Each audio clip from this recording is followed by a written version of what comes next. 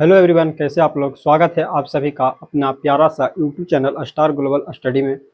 आज हम लोग बात करने वाले हैं एक बहुत ही अच्छे टॉपिक जो कि आप सभी स्टूडेंट को ये आना चाहिए। अगर आप तैयारी कर रहे हैं, किसी भी प्रकार का तैयारी कर रहे हैं, स्टडी कर रहे हैं, तो आपको ये समझ आना चाहिए। आज हम लोग बात करने वाले हैं, जैसे कि लिखा दिया गया है, संकेत सूची पे। यानी कि आज हम लोग सिंबल यानी संकेत पे बात करेंगे, है ना। संकेत जो आपको आना ही चाहिए। अगर आप संकेत नहीं देखिएगा, मैथ जब बनाते हैं तो हम लोग कई जगह पे इस्तेमाल करते हैं संकेतों का, और वो संकेतों का ज्ञान आपके पास रहना, समझ रहना बहुत ज़्यादा इंपॉर्टेंट होता है, ताकि इसे हम लोग रिलेट कर पाते हैं, है ना, चीज़ों को रिलेट कर पाते हैं। तो देखिएगा आज की सेशन बहुत ही अच्छा होगा, इसलिए क्योंकि जितने भी प्रकार का आपको मैथ में जितने भी प्रकार का संकेत यानी सिंबल का प्रयोग होता है, उसको हम आज बोर्ड पर लिख दिए हैं। इतना आपको आना ही चाहिए। नहीं आता है तो यानी कि कहीं ना कहीं आप को यहाँ से दिक्कत होने वाला है, ठीक है, जो कि आपको इतना आना चाहिए। ठीक है, तो देखिएगा ध्यान से और इसको समझिएगा। आप इसे नोट 100% आपको नोट करना है, ठीक है, क्योंकि यह बहुत ज्यादा इंपॉर्टेंट है। संकेत सूची जो होता है, इसको हम लोग इंग्लिश में, है ना, नेशनल इंडेक्स बोलते हैं। तो ध्यान से देखिएगा। जैसे देखिए, जब दो को चिन्ह इस तरह से दिया रहता है, इसको हम लोग बराबर करते हैं, ठीक है। बराबर यानी बराबर या समान भी, ठीक है, इसको बराबर भी पढ़ सकते हैं, ठीक है ना।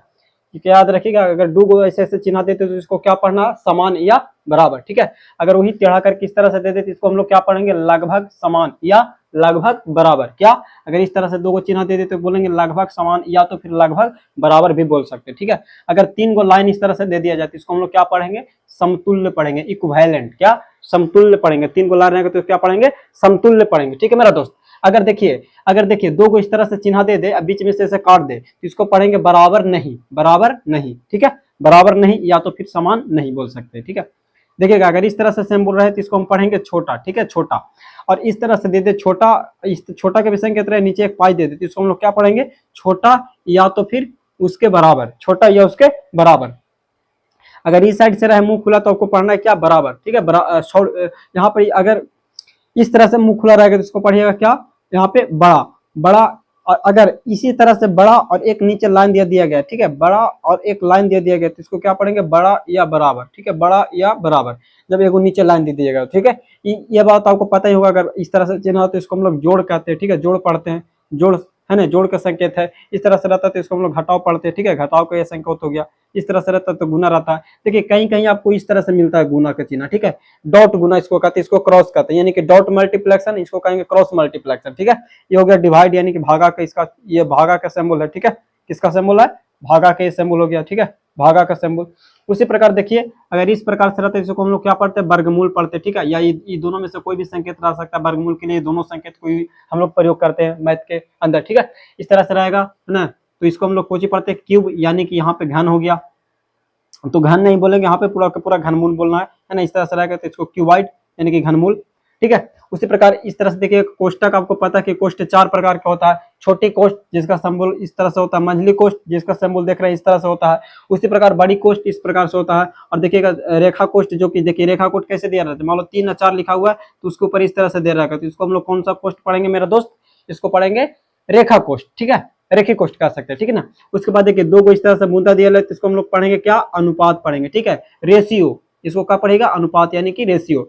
अगर उस तरह से चार को इस तरह से बूंदा दे दे तो इसको क्या पढ़ेंगे, इसको पढ़ेंगे समानुपात। क्या, समानुपात। चार को बूंदा रहेगा तो समानुपात, अगर दो बूंदा रहेगा तो अनुपात, ठीक है। अगर ऊपर एक बूंदा नीचे दो बूंदा दिया रहे, ऊपर एक बूंदा और नीचे दो बूंदा, तो इसको कहेंगे इसीलिए। इसको क्या पढ़ेंगे, इसीलिए। जैसे हम लिखते हैं ना मैथ में कि इसीलिए 2 बराबर 4, इस तरह से 2 बराबर 4 इस तरह से कैसे लिखते हैं, 3 बराबर, इस तरह से कुछ कुछ करके इसलिए करके मैथ हम लोग बनाते हैं ना, कोई भी मैथ सोल्यूशन करते थे इसीलिए का प्रयोग करते हैं। उसी प्रकार चूकी करते हैं कि चूकी इतना बराबर इतना, तो ऐसे ऐसे करके मैथ बनाते हैं। तो यहाँ पे चूकी या अगर चूकी का रहेगा तो 2 बूंदा ऊपर रहेगा, 1 बूंदा नीचे रहेगा, ठीक है।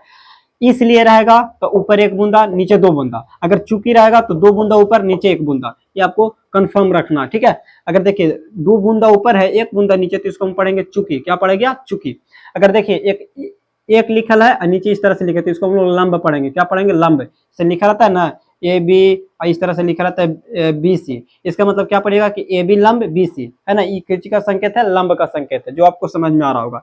अगर इस तरह से दिया रहे तो इसको हम लोग पढ़ते हैं एंगल, यानी कोण, यानी कि एंगल, यानी कि एंगल का मतलब कोण। इस तरह से दिखेगा, इस तरह से दिखा रहता है तो इसको हम क्या पढ़ते हैं, एंगल, यानी कोण, कोण का संकेत है, ठीक है। अगर देखिए एक इस तरह से देवर है, ठीक है ना, घुड़मुड़ाल तरफ से एक, इसको पढ़ते क्या, इसको क्या पढ़ते हैं, समरूप पढ़ते हैं, जो कि आप अगर क्लास 10th में देखिएगा पढ़ने के लिए समरूप, सर्वांशर, ईसवन, समानांतर ईसवन आता है ना। आपका जो निर्देशांक ज्यामिति से पहले जो आपका चैप्टर है क्या, जो आपका ज्योमेट्री वाला चैप्टर है उसमें ईसवन का प्रयोग होता है, ये सारे संकेत का प्रयोग होता है, तो आपको कहीं ना कहीं आपको काम आएगा। देखिएगा अगर दो को नीचे चिन्ह दिया रहेगा और एक उस तरह से समरूप का चिन्ह रहेगा तो इसको पूरा को हम लोग क्या पढ़ेंगे, सर्वांशम पढ़ेंगे, और दो को इस तरह से केवल लाइन देते तो इसको हम लोग पढ़ेंगे समानांतर, क्या, समानांतर। जैसे बोल दिया BC और दो को चिन्ह दे करके दे दिया CD, इसका मतलब क्या कि BC सर्वांशम CD है। इसका करने का मतलब क्या पढ़ेंगे कि BC सर्वांशम CD है, तो कहीं ना कहीं आपको ये पता रहेगा तब ना कि दोनों चिन्हों को हम लोग सर्वांशम पढ़ते हैं। अगर लिख दिया कि त्रिभुज ABC और इस तरह से लिख दिया त्रिभुज ABC, आप लिख दिया PQR, इसका मतलब क्या समझिएगा कि त्रिभुज ABC समरूप है किसका, PQR का। तो कहीं ना कहीं आपको ये काम आया कि नहीं। अगर कोई व्यक्ति के नहीं पता तो कैसे जानेगा कि समरूप का चिन्ह है, तो इस सिंबल आपको याद रखना, जितना भी बोर्ड पे लिखे हैं आप इस पे स्क्रीनशॉट लीजिए और अपने कॉपी में नोट डाउन करना, ठीक है।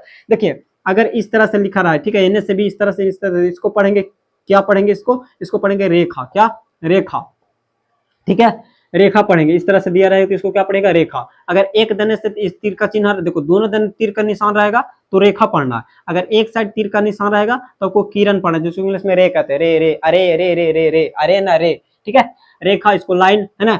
उसके बाद देखिए अगर इस तरह से दिया रहा है, ठीक है, इस तरह से, है ना, ऐसे ही ये लिखते हैं ना, तो ये लिखना ऐसे कर देते तो ऐसे नहीं, खाली इस तरह से रहे, तो इसको याद रखेगा, इसको कैसे याद रखेगा, एंड हम लोग कैसे लिखते हैं, एंड ऐसे लिखते हैं, तो भुला जाइएगा कि एंड ऐसे ना, खाली ये ऐसे लिखे, यानी एंड मैंने और होता है, यानी ट्रिक बता रहे हैं कि इस तरह से रहेगा तो याद रखिएगा और होता और, ठीक है ना, क्योंकि एंड हम लोग ऐसे लिखते हैं तो एंड में खाली ही वाला नहीं ना है, यानी इसको कैसे याद रखिएगा ट्रिक के माध्यम से कि और इसको पढ़ते, ठीक है। अगर यही चीज के उलट दिया जाए तो उलट दिया जाए तो या, उलट दिया जाए तो या, इसको क्या पढ़ेगा, या, इस तरह से तो एंड पढ़ना यानी और पढ़ना है, और इस तरह से रहे तो इसको या पढ़ना है, ठीक है।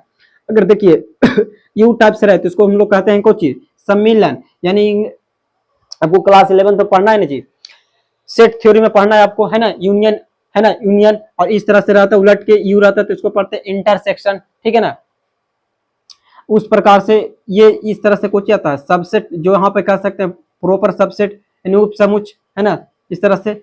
और देखिएगा अगर मान लो त्रिभुज लिखल है, त्रिभुज पा रहा है, त्रिभुज का संकेत ये त्रिभुज का, ऊपर में एस लिखल है, इसका मतलब क्या समझिएगा, त्रिभुजो, मतलब ढेर मानी त्रिभुज का बात कर रहा है, ठीक है। उसी प्रकार एगो केवल लाइन दे दे, ठीक है ना, तो इसको रेखा कोष्ठ नहीं पढ़ना है। देखिए रेखा कोष्ठ कब पढ़िएगा, बोर्ड मास में इसका नियम रहेगा तब। अगर अलगे से केवल ऐसे दिया तो इसको पढ़ना आपको रेखा खंड, रेखा के एगो खंड है। अगर यहाँ से यहाँ देखिए एगो यहाँ से यहाँ रेखा हो गया, तो यहाँ से हम इतना भाग काट के निकाल लिए ना, तो हमारा कोची बन गया एक रेखा के खंड की, तो हो गया रेखा खंड, ठीक है। इसको क्या पढ़िएगा, रेखा खंड, ठीक है। और इस तरह से परसेंटेज का होता है जो आपको पता ही होगा।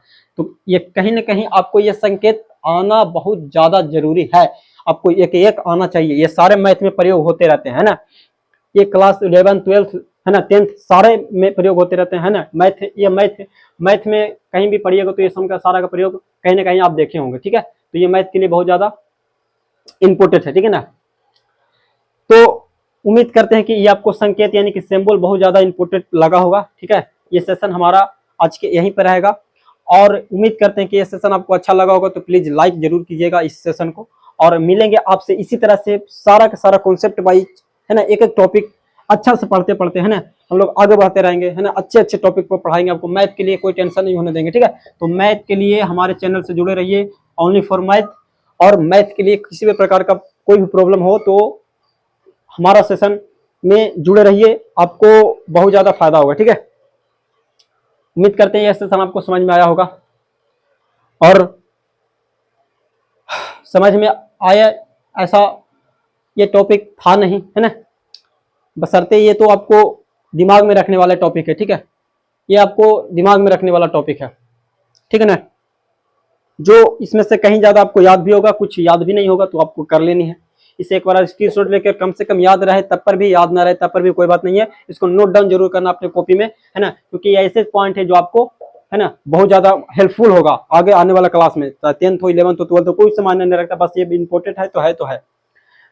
हमारा चैनल स्टार ग्लोबल स्टडी पे आपको जानकारी के लिए बता दें कि हम मैथ से लेकर के रिलेटेड सारे वीडियो बनाए जाते हैं, और मैथ के लिए हमारा ही चैनल बनाया गया स्टार ग्लोबल स्टडी, जिसपे अभी इस पे हम लोग क्लास 10th के मैथ पे काम कर रहे हैं। आने वाले दिनों में क्लास 11th और 9th के मैथ भी यहाँ से प्रॉपर तरीका से एनसीईआरटी का सोल्यूशन करवाया जाएगा। तो यदि आप मैथ के लिए किसी प्रकार का प्रॉब्लम होता है तो हमारे चैनल से अवश्य जुड़ें, आपको मैथ के लिए टेंशन नहीं होगा, ठीक है। कॉन्सेप्ट वाइज है ना, किसी प्रकार का कोई भी प्रॉब्लम नहीं होगा।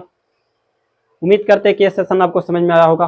हालांकि इसको आपको नोट डाउन करना है और इसी तरह से हम लोग आगे बढ़ते रहेंगे, ठीक है। मैथ के हर एक कॉन्सेप्ट पे बात करेंगे। तो मिलेंगे आपसे अगले सेशन में, तब तक के लिए वीडियो देखें, इसके लिए बहुत बहुत धन्यवाद।